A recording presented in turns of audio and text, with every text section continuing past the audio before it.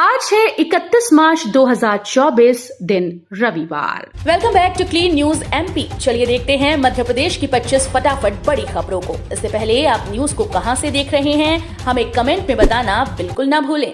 साथ ही हमारे Facebook page को भी फॉलो करें। फेसबुक पेज का लिंक डिस्क्रिप्शन में दिया गया है। इंदौर से वाराणसी के लिए सीधी उड़ान आज रविवार से होगी शुरू। राजकोट का थमेगा सफर।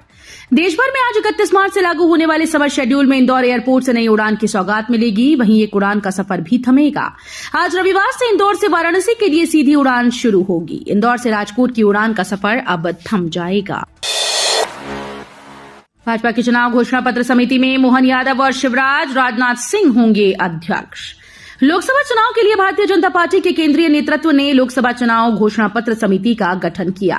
27 सदस्यीय समिति में मध्य प्रदेश से 2 नाम शामिल हैं। मुख्यमंत्री डॉक्टर मोहन यादव और पूर्व मुख्यमंत्री शिवराज सिंह चौहान को घोषणा पत्र समिति में रखा गया है। जबलपुर में प्रत्याशियों, अधिकारियों, कर्मियों को देना होगा घोषणा पत्र।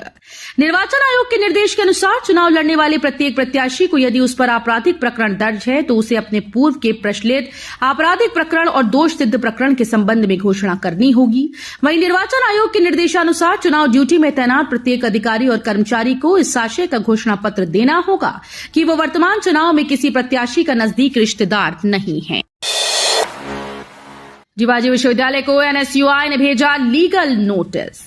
जीवाजी विश्वविद्यालय प्रशासन पर गंभीर आरोप लगाते हुए एनएसयूआई ने जेयू प्रशासन को लीगल नोटिस भेजा है। आरोप है कि जिन नर्सिंग कॉलेजेस की सीबीआई जांच चल रही है वहां अब जांच अधिकारी निरीक्षण के लिए जाते हैं तो नर्सिंग कॉलेज का बोर्ड लगा दिया जाता है और जब जेयू की समिति निरीक्षण के लिए जाती है तो उसी जगह पर बीएड कॉलेज का बोर्ड लगा दिया जाता है। कांग्रेस एमपी में चलाएगी एक वोट एक नोट अभियान। कांग्रेस इस बार क्राउड फंडिंग कर लोकसभा चुनाव लड़ेगी। इसे लेकर एमपी में 31 मार्च यानी आज से एक वोट एक नोट अभियान चलाया जाएगा, जिसकी शुरुआत भोपाल के न्यू मार्केट से पीसीसी चीफ जीतू पटवारी करेंगे। इस दौरान कांग्रेस नेता संगठन के खाते सीज करने का मुद्दा मतदाता तक ले जाएंगे। बता दें कि लोकसभा चुनाव से पहले कांग्रेस का अकाउंट फ्रीज करने और 1823 करोड़ का नोटिस भेजने को लेकर प्रदेश की सियासत गरमाई हुई है।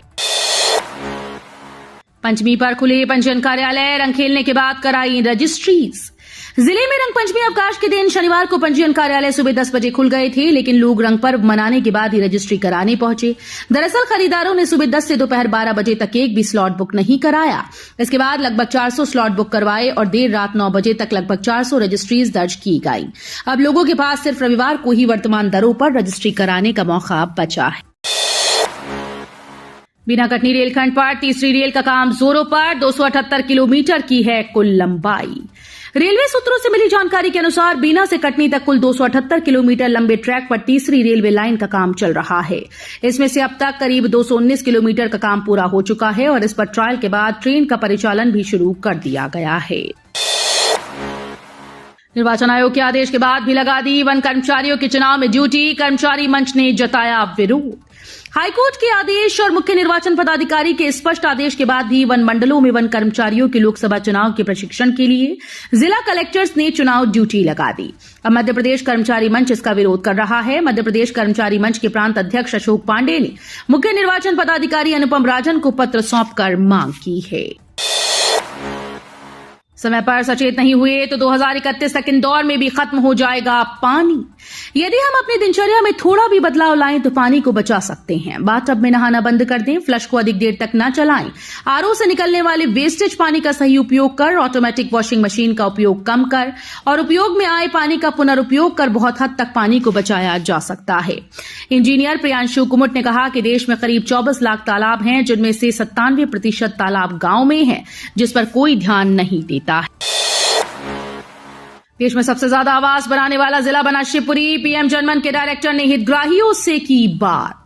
शिवपुरी जिले में प्रधानमंत्री पीएम जनमन योजना आवास के तहत लगातार आवासों का निर्माण जारी है। इसी क्रम में पीएम जनमन आवास के मध्य प्रदेश में आवास योजना के डायरेक्टर केदार सिंह डाबर ने शिवपुरी जिले के विभिन्न स्थानों पर चल रहे निर्माण कार्यों का निरीक्षण किया।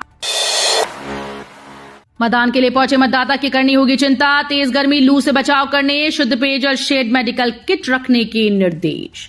मध्य प्रदेश में मौसम बदल चुका है। कई जिलों में तापमान 40 डिग्री सेल्सियस के पार निकल गया। कुछ जिलों में लू चलने लगी। इसे देखते हुए मतदान केंद्रों पर विशेष इंतजाम करने के लिए निर्देश निर्वाचन आयोग ने दिए हैं। उन्होंने गर्मी और लू से बचाने के लिए साथ साथ आवश्यक दवाइयां भी मतदान केंद्रों पर रखने के निर्देश दिए। घेर में शामिल हुए सीएम डॉक्टर मोहन यादव बोले, अयोध्या से अरब तक भगवान की जय जयकार हो रही। रंगपंचमी पर हर साल दशकों से मालवा में निकाली जाने वाली गेर इस साल भी धूमधाम से निकाली गई। अलग अलग टोलियों में निकले युवाओं का हुजूम सुबह से ही इंदौर की सड़कों पर दिखाई देने लगा। आसमान में उड़ता रंग बिरंगे गुलाल ने माहौल को रंगों से भर दिया। इंदौर की गेर में शामिल होने एक बार मुख्यमंत्री डॉक्टर मोहन यादव भी पहुंचे। मुख्यमंत्री डॉक्टर मोहन यादव ने इंदौर वासियों के साथ रंगपंचमी मनाई। वे करीब 1 घंटे तक गेर में शामिल रहे। एग्जिट पोल पर प्रतिबंध 19 अप्रैल से 1 जून तक नहीं कर सकेंगे चुनाव परिणामों पर चर्चा और प्रकाशन। लोकसभा निर्वाचन की घोषणा के साथ ही पूरे देश में आदर्श आचार संहिता प्रभावशील है। मध्य प्रदेश राज्य निर्वाचन आयोग भारत निर्वाचन आयोग के दिशा निर्देशों का पालन कराने के लिए समय समय पर अधिकारियों, प्रत्याशियों, राजनीतिक दलों को ताकीद कर रहा है।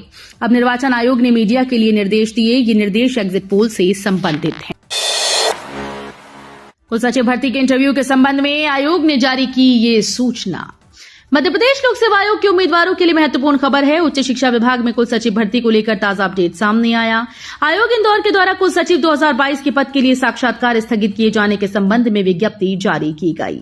आयोग के द्वारा साक्षात्कार की नई तारीख जल्द जारी की जाएगी। अधिक जानकारी के लिए उम्मीदवार आधिकारिक वेबसाइट पर नजर बनाए रखें। पहली कक्षा में एडमिशन के लिए 1 अप्रैल से आवेदन होगा शुरू। केंद्रीय विद्यालय संगठन द्वारा स्कूल में दाखिला दिलाने के लिए कुछ जरूरी दिशा निर्देश बनाए गए हैं, जिसके तहत क्लास 1 में एडमिशन के लिए बच्चों की आयु 6 वर्ष होना अनिवार्य है। उससे कम उम्र के बच्चों का एडमिशन नहीं लिया जाएगा। वहीं 1 अप्रैल से 10 अप्रैल तक कक्षा 2 से लेकर 11वीं क्लास में एडमिशन लिया जाएगा, जो कि ऑफलाइन माध्यम से होगा। गेहूं की कीमतों पर नकेल और जमाखोरी रोकने के लिए बड़ा फैसला। आम चुनाव से पहले गेहूं की कीमत बढ़ोतरी या जमाखोरी रोकने के लिए केंद्र ने गेहूं के स्टॉक को घोषित करना जरूरी कर दिया है। सभी ट्रेडर्स को 1 अप्रैल से हर शुक्रवार को पोर्टल पर जाकर अपने गेहूं के स्टॉक्स की जानकारी देनी होगी। सरकार ने पहले गेहूं पर स्टॉक लिमिट लगा रखी थी, उसकी मियाद 31 मार्च को खत्म हो रही है। भोपाल में आवारा कुत्तों का आतंक, आंकड़ों ने डराया। भोपाल में कुत्तों के हमले बढ़ते जा रहे हैं। 2024 के पहले 3 महीने में 6,728 घटनाएं सामने आई। साल 2022 में कुत्तों के काटने की कुल 8,124 घटनाएं हुई थीं। साल 2023 में आंकड़े बढ़कर 16,387 तक पहुंच गए। कुत्तों के हमलों के साथ साथ रेबीज इंजेक्शन की खपत भी बढ़ती गई। आंकड़ों से नगर निगम की कार्रवाई पर सवाल उठ रहे हैं। जबलपुर के अल्लाह रखा और भोपाल के अजीज ने अपनाया सनातन, मिली नई पहचान। जबलपुर में 2 युवकों ने इस्लाम धर्म त्याग कर हिंदू धर्म में प्रवेश किया। दोनों युवकों को विधि विधान से हिंदू धर्म में प्रवेश कराया गया। घर वापसी के साथ युवकों को नए नाम भी दिए गए। अजीजुल हसन को अनय ठाकुर और अल्लाह रखा खान को विजय चौहान का नाम दिया गया।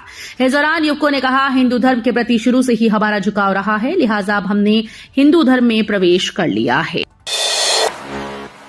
दिल्ली सीएम अरविंद केजरीवाल की गिरफ्तारी पर बोले प्रवीण तोगड़िया, देश में सबको मिल रहा न्याय।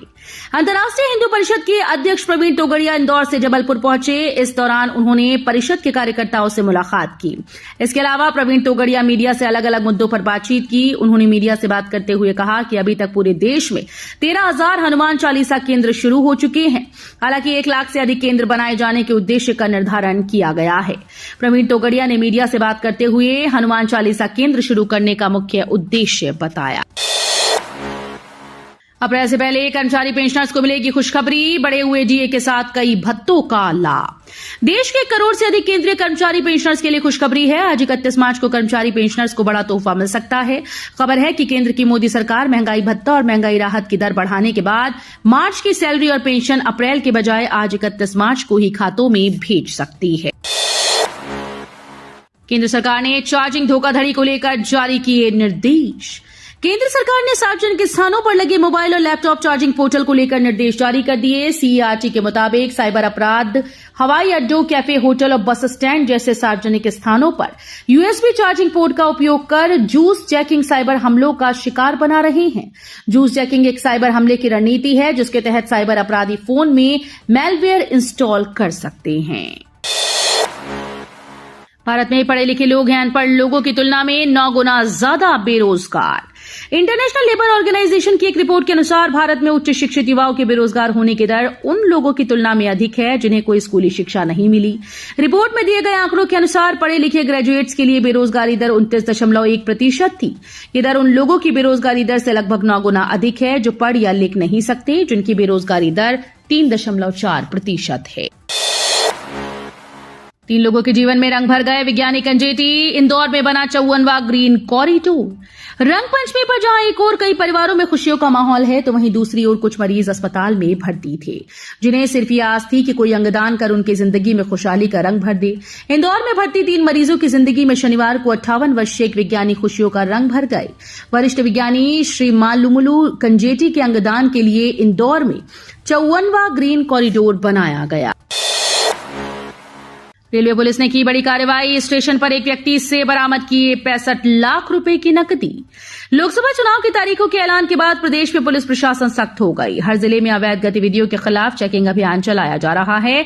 इस कड़ी में रतलाम जिले में रेलवे पुलिस ने बड़ी कार्रवाई करते हुए एक सर्राफा व्यापारी को 65 लाख रुपए के साथ रेलवे स्टेशन से गिरफ्तार किया। अमेरिका ने इजरायल को भेजे 2000 बम और लड़ाकू विमान। अमेरिका ने एक बार इजरायल को 2000 बम और लड़ाकू विमान भेजे। बताया जा रहा है कि इजरायली सेना का अगला निशाना फिलिस्तीन का राफा शहर हो सकता है। द वॉशिंगटन पोस्ट के अनुसार नए सैन्य पैकेज में 1800 से अधिक MK-84 2000 पाउंड बम, 500 MK-82 500 पाउंड बम और 25 F-35 लड़ाकू विमान शामिल हैं।